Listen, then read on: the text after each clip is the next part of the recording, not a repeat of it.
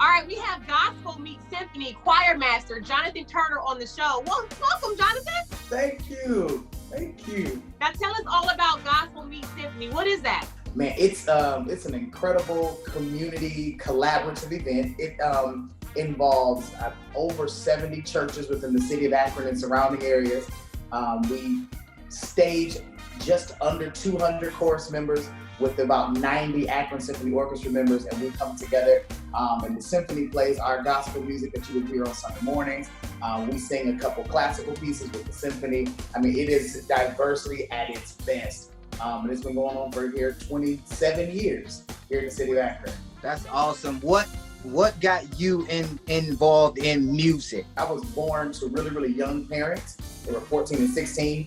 And so they ended up putting me with my aunt, who was an old Pentecostal pastor, and he was gonna go to Bible study, he was gonna go to prayer meeting, he was gonna play one of these instruments. From there to here, and that's kind of been the beginning of when it started my love for music, my love for music ministry. Your upcoming piece that you're working on now, My Black is Beautiful. Talk about that and the inspiration of why it came to be. I think that the plight of what's happening right now was exactly what was needed to bring that to fruition. My black is beautiful.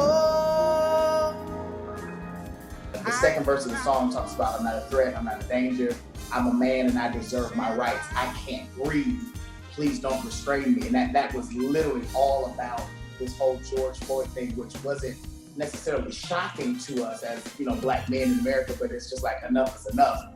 And that kind of brought the whole thing together, like, yeah, this is it and this is the time for it.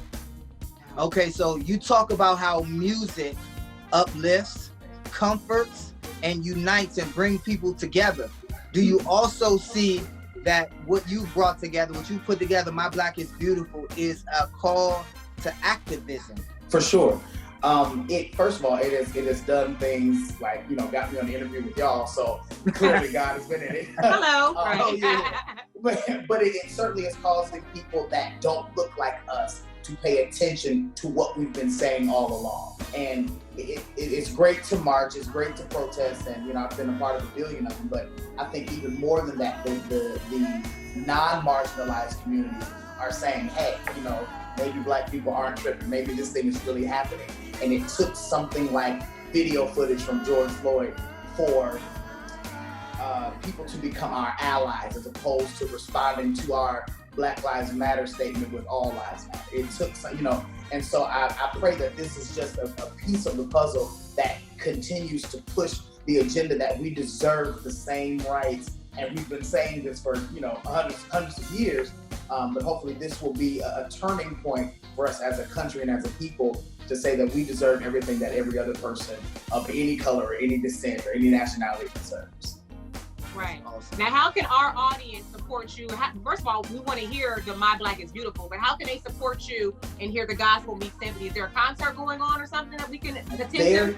Absolutely. Every year in February, and I believe February 6th or 8th, 2021 is when that concert is scheduled for, considering the COVID and all that kind of good stuff.